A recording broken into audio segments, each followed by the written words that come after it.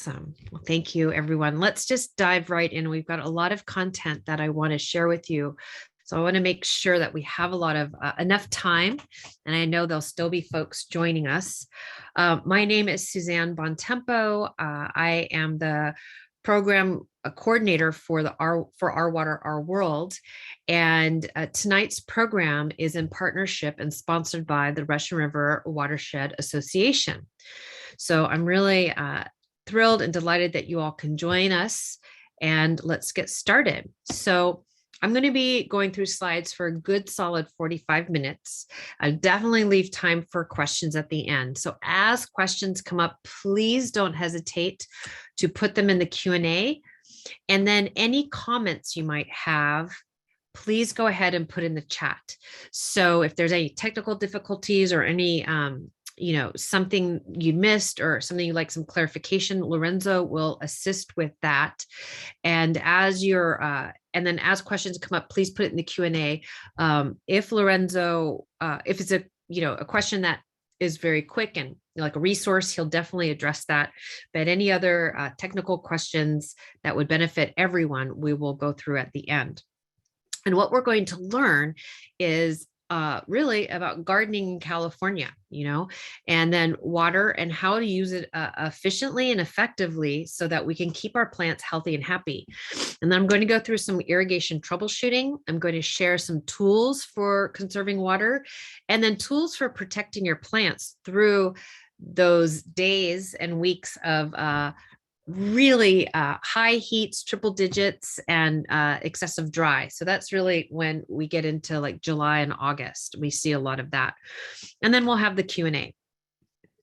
So because I am the program coordinator for Our Water, Our World, and what I found is that not many people are familiar with what this program is. I like just to start by sharing that there is that this is a national award-winning program, and we are in a partnership. We partner with local pollution prevention agencies and retailers that sell pesticides. So in this case, it's the Russian River Watershed Agencies or Association that has that is sponsoring the program throughout retailers throughout the Russian River watershed area. We are a California statewide integrated pest management education program for the public.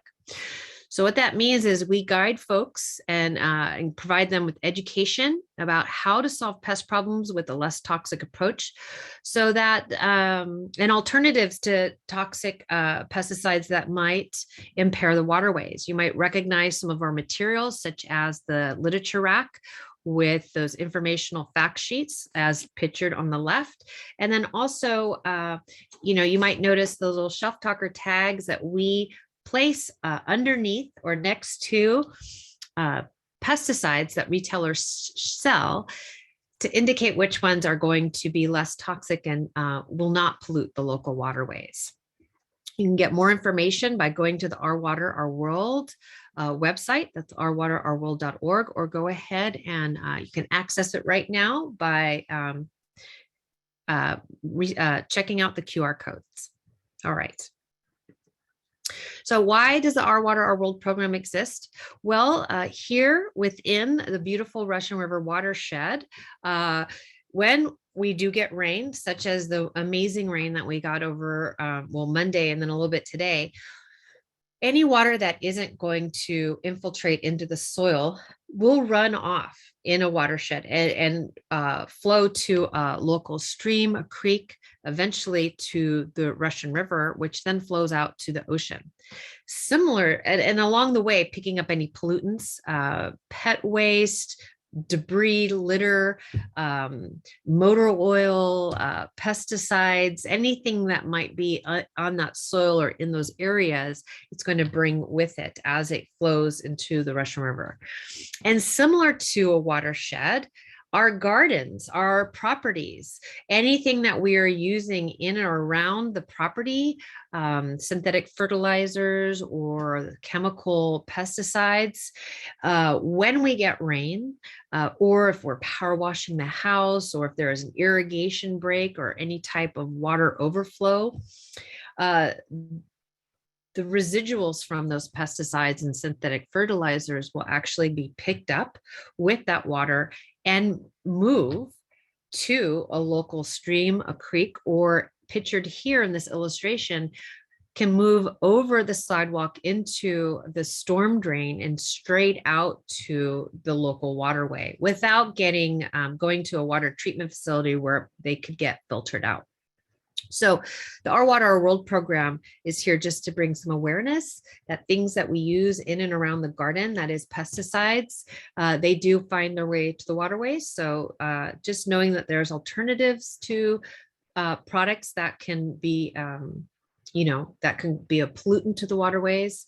We're here to bring that education and help you solve your pest problems with a less toxic approach. All right, so let's talk about gardening in California. So we live in a Mediterranean climate, and what that means is that California is summer dry. We do not get thunderstorms yet in the state of California. So many months through the summer, many months will experience little to no precipitation, and that's normal. So our driest months are really when we get into July, August, and September. Those are when we have the longest daylight hours and we are the furthest away from any type of rain event. Okay, so that's normal. However, with drought, how is drought any different? Well, this is unfortunately the current state of affairs where our region, our area is experiencing severe or extreme drought conditions because we haven't had significant rains to recharge the lakes and reservoir systems. So Northern California receives 2/3 of the state's precipitation in the form of rain. And we really rely on that rainfall to recharge our lakes and our reservoirs.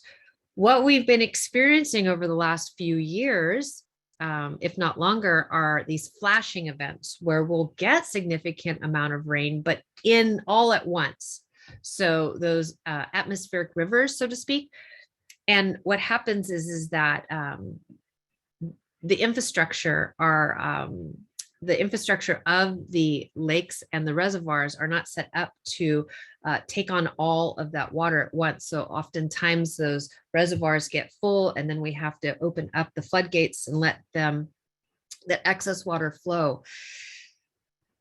And that's just a new event that we're starting to experience. So how do we manage our gardens? How do we adapt to the change in our weather systems? Well, something that happens to our plants when we do have these times of drought or experience these times of significant heat, dry heat, so longer periods of time, understand that plants have these pores on their leaves. They're called stomata. And when it gets too hot for a long period of time, and that plant is starting to feel a little stressed, like it's going to lose some hydration, the stomatas are going to close to prevent any water from evaporating, from leaving that plant. So it can kind of protect the moisture that it might have and keep that moisture inside. However, when the stomata are closed, the plant is not able to photosynthesize, okay? So this is okay when a plant gets stressed for a short amount of time, but when a plant is experiencing this over a long period of time, it starts to show signs such as wilt or leaf drop, twig dieback, and so forth. Now, what I can share is I have a Shasta daisy that definitely shows signs of wilt during the midday on those hot summer months. However, it does not need more water. The water, the ground, the root zone is perfectly hydrated. It's just what this variety of Shasta daisy does to protect itself during those times of heat. So you might notice some plants in your garden when it's really hot out, they might look a little wilty, but then once the temperatures cool down, they fluff back up and they look fine. So that is this action of the stomatal closing to lock in any moisture that that plant wants to hold on to. So, okay. So a drought resilient garden means healthy water practices, which means efficient water use, which means less plant stress, which also means less pests. So that's our goal, is to grow a drought resilient garden. Okay. And so I'm going to show you some tools and offer you some guidance how we can do that. So how can we use less water? Well, if you're watering with a hose around your garden, it is mandatory that we use a hose and shut off valve or trigger nozzle to save water. So this just allows us, if we're going from one plant to the next, that we can actually turn the water off when we don't need to. So this really allows us to water just the root zones of the plants as we move down the garden bed. So that's really going to help already. We're already going to save water if we are watering with a hose by hand. When we add a shutoff valve, that's going to be, at the trigger. So that's the first step. The next step is we're going to look at our irrigation systems. I would imagine that most of us have an irrigation system of some kind. So for those of you that have an irrigation system, this is really going to help you out. If you have a system that has pop-up sprinkler heads and is watering your garden with sprinklers, please switch to drip. Please switch to drip whenever possible. Now, I understand if you have a lawn, that might not be so feasible. Please look into your local city to see what rebates are available, but a lot of the local agencies are offering rebates when you switch from pop-up sprinklers to a drip system. And the reason why is because drip, which is that spaghetti tubing that has a little emitter at the end, or sometimes there's emitters within the spaghetti tubing that's called inline emitters. I'll show you a picture in a moment. When we switch to drip irrigation allows for efficient, localized, deep watering. Okay, you're really able to target the water where we want it to go, and that's always going to be around the root zone. And when we can target the water at the root zone, it's actually making direct contact with the soil. And sometimes it's even underneath the layer of mulch, those emitters. So that's going to reduce the water evaporation rate so that we're really able to take advantage of all the water that we intend to be watering the root zones of our plants with. Irrigation systems are also equipped with a timer, and we can set these for early in the morning when the air and soil are cool. That's the best time to water. In fact, we want to schedule the watering schedules should be set between around 4 a.m. and 6 a.m. So right around sunrise hours. We want drip irrigation systems also allow us to set the clock for multiple start times. This is going to help prevent any type of water runoff. So drip irrigation systems are really helpful in reducing any type of water that might be wasted. However, something I really want to share is that these are not set it and forget it systems. I can't tell you how many times I meet people and I talk to them and they're like, oh yeah, my irrigation clock, I moved in 10 years ago and it's the same schedule every single year. I just turn it off when the rainy season starts and I turn it back on in the spring. Well, if that's the case, then that's not the right, it's not set up correctly.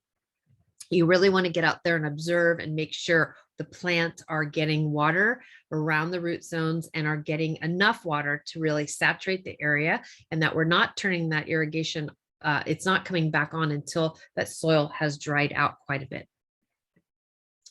So these are the irrigation emitters that I was talking about, either PE tubing with inline emitters or just that little emitter at the end. And one question I like to ask is, if you do have a drip irrigation system, do you know what the water flow is? Do you know how much water is coming out of those emitters? This is a big question that only you would be able to answer, or your irrigation contractor, whoever installed the irrigation, they can answer that as well. And the reason why I bring this up is because unfortunately there is no, there is the irrigation emitters, they're not regular, they're not set from brand to brand. There is some inconsistency. There's not, unfortunately, you would expect consistency, but there isn't. You can't assume that all of the black emitters are going to be 1 gallon per hour. Sometimes, depending on the brand, they can be a little different. Sometimes maybe a half a gallon per hour.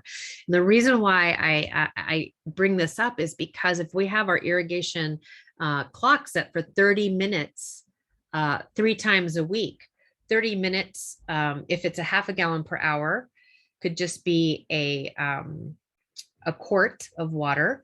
Whereas if it's a 2 gallon per hour emitter, it would be 1 gallon of water. So that's a big difference. So that's where I'd just like to ask you to get a little curious about your irrigation and see how much water is coming out, making sure those emitters are not plugged, that water is actually flowing out of them, and is enough water coming out of those emitters to saturate or give your root zones nice, deep, even watering. That's something that is really important. And we always want to focus the water at the drip line of the plant. So this is illustrations of trees. However, this is going to apply to perennials, to shrubs, to roses, to herbs, to a lot of our food crops. So understand that root systems expand much further out around the plant than what we can even see, because it's underground. And what we want to do is we want to encourage really nice, deep, healthy root systems. And we do that by watering beyond the crown of the plant. The crown of the plant is where the trunk and the root system meets. Okay. We want to really focus that water and our fertilizing whenever we feed out at those new little root hairs. The root hairs that are around the perimeter of the canopy are around the drip line. Those are the roots that are absorbing the nutrients and the water. It's not going to be the more mature roots that are closer in at the crown. And something that I really want to share is how important it is to adjust the irrigation as the plants grow. So we do not want to have the irrigation emitter right at the crown, because that's going to cause crown rot and other problems that will reduce the life expectancy of this plant. Okay, so we want to go out in our gardens and get really curious, make sure that we have moved the emitters out as the plants grow to that drip line, to the outer edge of that plant's branches. And then we might need to add more emitters so that when the irrigation goes on, it is watering evenly around that root zone. Okay, so that's the one big takeaway that I hope you all are understanding. We want to encourage deep root systems, and we do that by watering deeply. So roots will only go where the water goes. So when we water shallowly, we're going to grow shallow root systems. If we have a hot day that comes out of nowhere, and our irrigation is set and we're not really noticing, like, oh my gosh, all of a sudden it went from 65 degrees to 85 degrees, that water is going to evaporate out pretty quick. And if that's a shallow rooted plant, that plant is going to be stressed. And over time, that plant is going to show signs of stress. However, if we've got a nice deeply rooted plant and we happen to be watering deeply, and we have a day out of nowhere that just goes from 65 to 85 degrees and it's really hot, water can evaporate out, but those root zone can still access water deeper down because we're watering deeper and we're encouraging nice, deep, healthy root systems. This is how plants can be resilient through excessive heat in times of drought. I just love this illustration by Robert Corrick's book, Roots Demystified. This is a chart that's actually, each square is a square foot, not an inch, just to show how deep root systems really can grow, soil permitting. So we really want to always gauge and try to aim that water to get down about anywhere from 6, 8 to 12 inches, depending on the type of the plant material it is. And then we're not going to be watering until the top, 3, 4, 5 inches of soil has dried out. So that's really going to reduce how frequent we water when we understand and can water much deeper. Of course, that's going to be on established plants. So we irrigate plants differently. We irrigate and water differently as the plants grow. So this is a really cool photo I saw online that illustrates a seedling once it's just emerging from germination.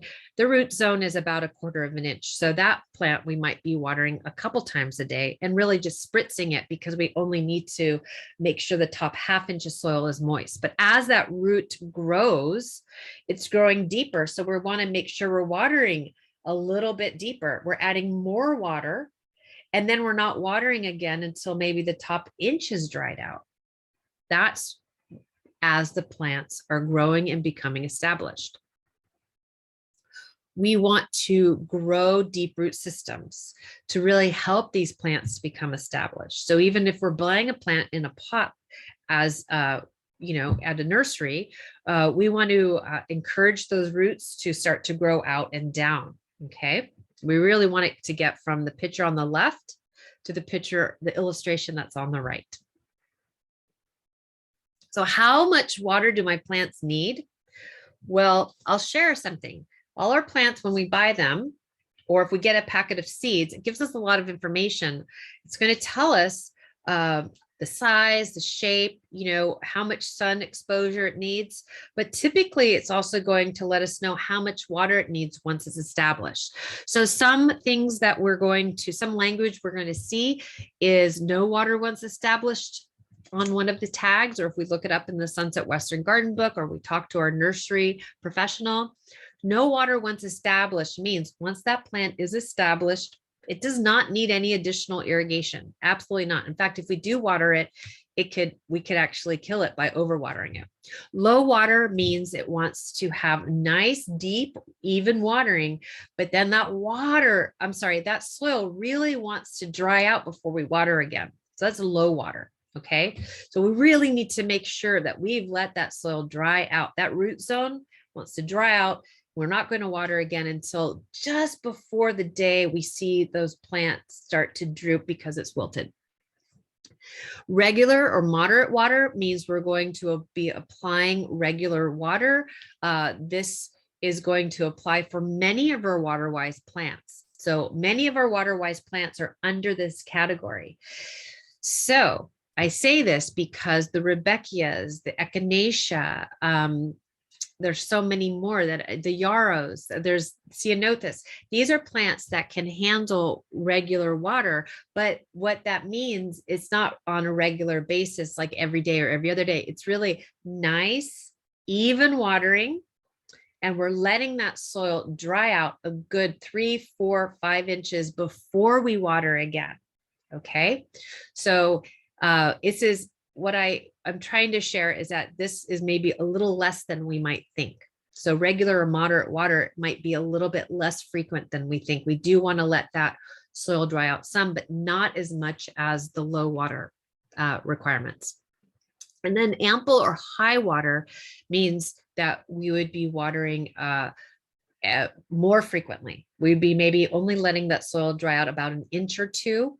So some good examples would be like some ferns. There are some ferns I can think of that are not California natives that really do like to have a little bit more of a moist soil base. And that's all I can think of right now, because I don't have many plants in my life that require ample or high water. But one distinction I like to make is that these are not bog plants. Bog plants, or plants that like wet feet, are going to say that on the label. Ample or high water means they only want to get dried out slightly before we water again. Okay. And this is going to always be around the root zone. And I just want to share, it could take a good year to 3 years for some plants to become established. So we're going to be watering them very regularly, or more regularly than we would once established. And then once the plants are established, we would be following this guide. And then how often do I need to water my plants? Well, I have to share that really depends. It's a question that we get all the time. And unfortunately, no one can really tell you how much to water, other than we could tell you how much that plant's going to like once it's established. But when we're referring to a water schedule, as on the slide before, many of the water districts have suggestions for watering. If you happen to look at a water schedule, that's great, but understand that that's just a starting point. We need to adjust the irrigation and how we water based on observation. And what's going to determine how often we water is by the plant type and the watering needs of that plant once it's established. We also are going to look at how established the existing plants are on our property. Young plants are going to need water more frequently until they become established. We're also going to look at the texture of our soil. Clay soil is going to hold on to water for a longer period of time than like a sandy loam. Okay, but don't be so surprised. Sandy loam, deep down, is still holding on to water. Then if we have a nice 2 or 3 inch layer of mulch covering the soil, protecting the root zone, we're going to notice that that water is going to evaporate out much slower. We won't need to water as frequently. And then other things to consider are all the microclimates of our garden: the sun, the shade, the wind, the heat, the grade of the garden. All of these things are going to help us identify how often we need to water our plants. So that's why it depends. And it's not so easy to answer those questions unless we're there in the garden with you. And how do we know if we're overwatering or underwatering? How do we know when to water again? Well, we got to feel the soil. Now, we can also use a moisture meter, that's fine, but really getting our hands in the soil is the best thing. We can even get a shovel or a trowel, because what I can share is that soil is going to look dry. The top surface of the soil will look dry, and if we've got a nice layer of mulch on top, that's really going to look dry too. The only way we can tell if that soil needs water is by digging down, because here, the soil, the picture on the left, looks like the soil is dry, kind of. Hopefully you can see that. But when I dig down a little bit, that soil is still really moist. So just because things look dry on the surface doesn't mean the soil is dry down below. All right, so what can we do right now? What can we do right now to save water? Well, we can save a heck of a lot of water with compost. Soil should not be an afterthought. What we want to do is make sure that we are adding organic matter to our soil in the form of compost. We can buy it in bags at your local garden center. Those bags might read soil amendment or garden compost or raised bed mix or planting mix. If you have a question and you're not sure, go ahead and ask the nursery professionals. They'll be able to guide you. But essentially, a lot of what we don't want to do is add potting soil. Potting soil is going to be blended with other things like vermiculite and perlite, which is not really what I'm going for. What I'd really like you to do is get compost, nice, good quality organic matter into your soil. And the reason why is because compost helps our soil become more like a sponge. However, you might be thinking, oh, but my soil is clay. Trust me, when we add compost to even clay soil, it helps open up those particles and allows more air to, it helps to aerate that soil so that there's more particle sizes, there's more space so that water can actually infiltrate down and evaporate out in a much more healthy fashion. So compost is kind of a win-win, regardless of what kind of soil you have. Something I can share is that soil is going to hold onto water like a sponge. It's going to help those root zones access water on a molecular level, as well as food. So when we can add the nice microbiology around that root zone, that comes in the form of compost, we're increasing the health of that root zone and really allowing that root zone to dive deeper and expand wider. Okay. And it's going to be able to keep that root zone healthy to allow the water to move through so that we see less root rot and that we see healthier accessibility for that water. We can top dress around the root zones, or we can actually amend the soil and turn it in at time of planting. Okay, when I say top dress, we're just going to put like an inch or two of compost around that drip line of the plant on top of the soil, and ideally under a layer of mulch. And when we can increase that organic matter in the form of compost by roughly 5%, we're then able to increase that water holding capacity. Well, it quadruples. So that's really what I'm getting at. Compost is going to save a lot of water because it's really going to reduce how often we need to water. Okay. And then we want to protect our soil. We want to protect those root zones with mulch. The mulch that I'm speaking of is going to be a protective layer of organic wood chips, such as arbor chips or wood mulch, or bark chips laid on the surface of the soil beyond zone 1 in accordance with CAL FIRE recommendations. Okay, if you're not familiar with what zone 1 is, please go to the CAL FIRE website to learn more about what that means. But understand that soil is hydrophobic. If we add water to soil too quickly, for instance, if we get a rain event or if we're out there with the hose, we might notice that the water is actually beating off and running off that soil. It's not able to absorb straight away. However, if we have a 2 to 3 inch layer of mulch protecting the soil, it's going to prevent that that tendency to be hydrophobic. It's going to allow the water to infiltrate with ease. Okay. We're also going to be reducing the water evaporation rate. If we have 2 inches as a minimum of mulch on top of the soil, we're reducing the frequency of watering by at least 20%. Okay. So that is why having a layer of mulch on top of the soil, no less than 2 inches and up to 3 inches is perfect. We are going to reduce how often we're watering by at least 20%. And that's going to save us a lot of water. Also understand that that 2 to 3 inch layer of mulch is regulating the temperatures around the root zone. When we have 2 inches of mulch on top of the soil and we dig down 4 inches, that soil is 10 degrees cooler than the air temperature. So it's really protecting the root zones and regulating those temperatures so that the root zones can be less stressed out. We always want to keep the mulch away from stems and from the trunk of the plant, from the crown. We always want to just make sure that mulch is really protecting that root zone of that plant. And then we're going to feed with organic fertilizers. Okay, the reason why is because it's the most sustainable way to feed our plants.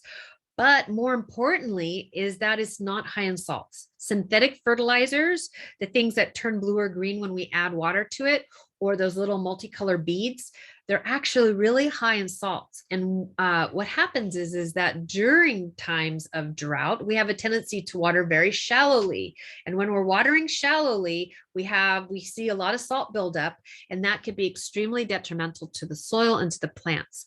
But something else I can share is that when we're using synthetic fertilizers on a regular basis, it starts to dehydrate. Those salts start to dehydrate those root zones, and those root zones are just not able to absorb that moisture as they can in a healthy fashion when we're feeding with organic fertilizers.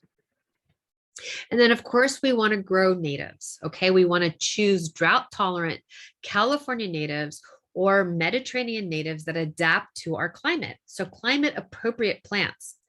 We always want to plant the right plant in the right place, which means plants that are going to need full sun, we're planting in full sun. Plants that grow to 5 feet by 5 feet are going to have enough space to do that, okay?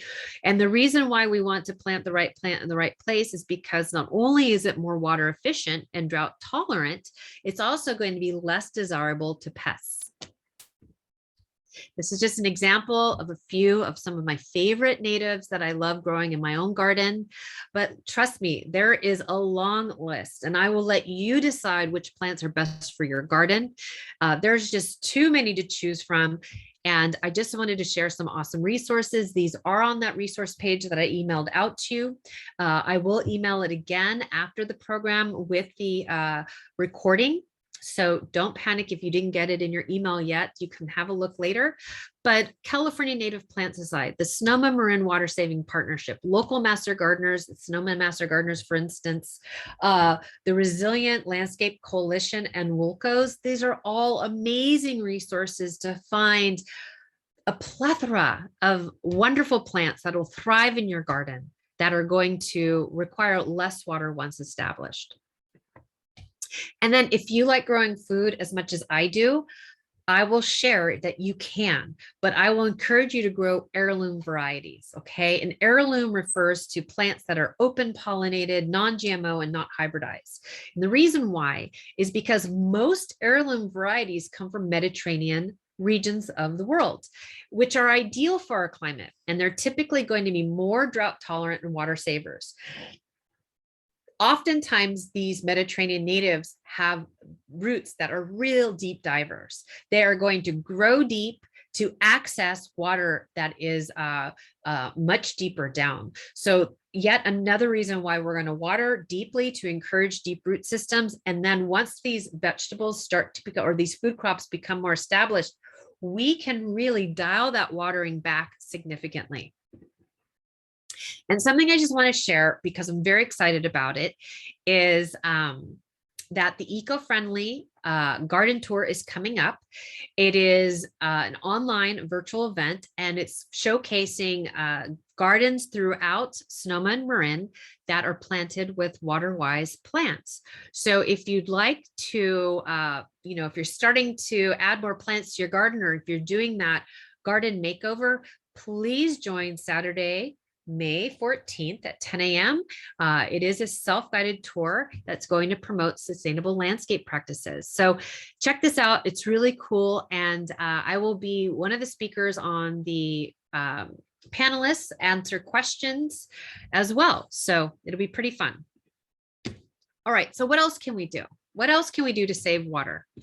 Well, we can check our irrigation systems. We want to always be monitoring our irrigation and checking for any leaks or breaks, or when irrigation isn't lined up exactly where we want it to go. We always want to water the root zones. We always want to direct water to where it needs to go. And understand that a broken or missing sprinkler head could waste as much as 25,000 gallons of water. And this came from a local water agency, $150 a month during the irrigation system, but I feel like that's really low. I think it might be a little higher. This might be an older rate, but just understand that it is really important to get out there to check and inspect our irrigation systems on a regular basis. And then also, by reducing the size of your lawn and replacing it with low water use plants, it's going to be significant. 1,000 square foot lawn on average needs about 500 gallons of water per week. This is 5 times more water than a perennial garden. So just really rethink your lawns. There are so many native grasses that are lawn-like that you can actually switch out your water thirsty lawn for, or just reduce the size. If I'm not saying no to lawns, but let's just reduce that size so we don't have to use as much water. And then we can look at reusing and recycling water. Okay, this is what I get really excited about. So harvesting water from the sink or the tub, waiting for that water to warm up. Let me just share that I do this every day, and I I can harvest up to about 6 to 8 gallons every day. So this is ideal for watering my house plants, so for watering the containers, my container plantings on the decks, or just, giving some plants a little extra water. Or if I've got newly planted plants in an established garden bed, well, I don't need to adjust my irrigation for them. I'm going to be adding water by hand. Okay, so I'll be supplementing their water needs with the watering can, so that they can get what they need as they become established. And then consider installing a laundry landscape gray water system. There is really great information on Daily Acts and also Gray Water Action, two of my favorite resources. And again, check with your local municipality. A lot of our local agencies are providing rebates for laundry to landscape gray water systems. So how do we move forward by growing a beautiful garden and getting through drought conditions? Well, as we move into our next rainy season, I'm going to encourage you to detain that rain. Hold on to as much water as possible. That is how we adapt to drought conditions.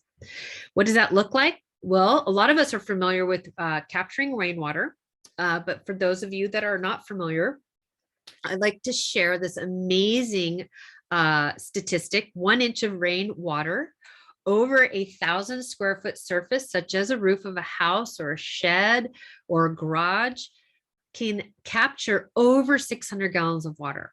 That is a lot of water. Okay. So in fact, most of the small 50-gallon rain barrels that we can, see at our local hardware stores, that gets filled up in no time. So I can encourage you to get more rainwater catchment vessels. Do as much as you can to hold onto that rain. And then we can also install rain gardens. We want to slow it, sink it, spread it. Okay, install a home rain garden. And this is going to take on any overflow from our rain barrel, or if we don't have a rain catchment system, this is going to hold on to all that water that's coming off of our roof. And it's allowing that water to sink down and recharge the groundwater, or really get down to watering our deeply rooted trees and shrubs. We want to do whatever we can to keep water on site. And we can increase our permeable surfaces. Gravel and dry laid patio materials are excellent choices for keeping that water on site, because understand the root zones don't stop at the edge of our path. They're actually growing underneath. So we can actually increase the health of our garden by increasing the permeable surfaces. We're going to protect plants from the sun. So we live in California, and our full sun here gets pretty darn hot. So even though we're growing plants that say full sun and desire full sun, they do. But during those dry, hot days of summer, sometimes we need to protect some of our plants. And we do that with shade cloth. Ideally, the shade cloth is going to be anywhere from a 30 or 40% shade. When you're purchasing it, it's going to say what it is on the package. Or again, you can ask your garden center or hardware store associates. But what we're looking for is 30 to 40% is ideal. We're always going to tent it, as in this illustration or this photograph here, because we want that air circulation. But what we want to do is protect those plants from that sun, so they can still photosynthesize. Okay. So they're still getting the UV and that sunlight. They're full sun plants that are still getting sun. But during those really hot days, this is going to prevent them from having those little stomata pores from closing, so that they can still photosynthesize. That's going to keep those plants healthy. And for our newly planted fruit trees, we just want to protect the trunks with some latex paint. We want to mix latex paint 50-50 with water, and it could be any light or pastel color. So it could be white, it could be pastel pink or green or blue, whatever you've got. Or these awesome products by IV Organics are going to also help prevent sunburn, insects, and rodents. So it does a lot more than just protecting that bark from sunburn. And what that looks like is these are some pictures from the UCIPM website of sunburn and sun scald. We want to protect our plants, especially those that when we have those days where we have normal temperatures, normal for our area, and then all of a sudden we get a blast of triple digits. It is not unusual for our plants to get sun scald. So just share that that is something that happens, and we can prevent that with the shade cloth or painting the branches of our trees, the trunk of our trees, with that sunburn prevention paint. And then other products that we could find at our local garden centers are anti-transparents. These are spray-on products that can help protect our plants from excessive transpiration. So it's kind of a clear, waxy coating that we spray on. It will break down in about a week or so, but it really helps protect our newly planted, the young plants or new plantings from getting excessive sun and losing a lot of that moisture. It's a little bit like us wearing lip balm or almost putting on sunscreen if we go out. So it's just going to help those plants and allow them to continue to photosynthesize so they don't get stressed. We also use these products during times of frost. Okay, so we can use them during times of heat and times of frost. And then there's also these really cool hydrogel products, these water absorbing polymers. They're non-toxic, moisture retaining soil additives. So they will reduce the frequency of watering by 50%, and they hold over 200 times their weight in water. These are excellent for hanging baskets, window boxes, container plantings. The product that's in the blue bag on the left is a synthetic polymer. So it's not going to be ideal for in-ground planting or raised beds, really ideal for those hanging baskets, the window boxes and containers. However, the soil moist naturals in the green bag, this is a food starch. And it is 100% biodegradable, and it does break down after a year. So yes, you can use this in your raised beds, although I would experiment with it a little bit first before you really add it to an entire area, because it does take a little bit of getting used to. It really does reduce the frequency of watering. So if we're in the habit of having that irrigation come on twice a week and we've used something like this, we're going to have to really monitor and understand when we'll have to water again, because it'll be a lot less often. And then we're going to, of course, monitor for pest problems.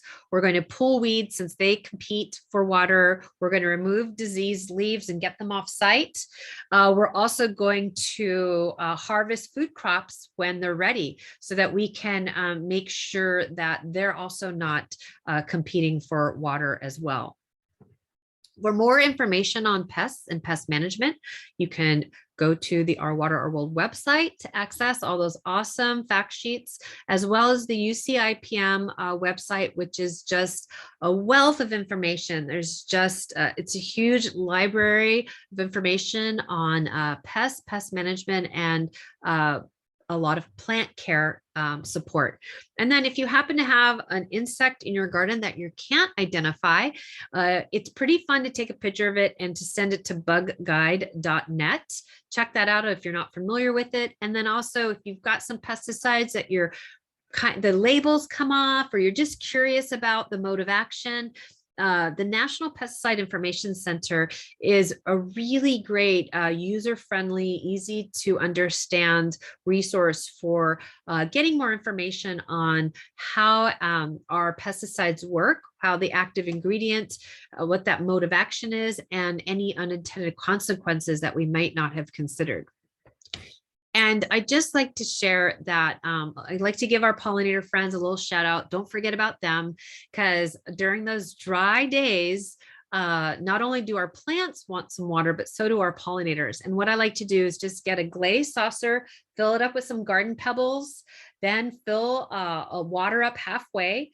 And those pebbles now act as a landing pad for our bees, our native bees, of the honeybees, our butterflies, our lizards. Just so many of our garden allies are going to benefit from a little bit of water in the garden. So With that, I'd just like to thank you for joining us. We could finish with your questions. Thank you. I really appreciate everyone's time and attention.